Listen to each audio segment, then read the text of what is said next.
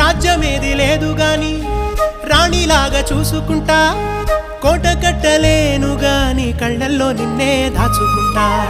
రాత ఎట్లా రాసి ఉన్నా మార్చి నీతో రాసుకుంటా, స్వర్గమంటూ ఉన్నదంటే అది నీతోనే ప్రతిరోజు పంచుకుంటా.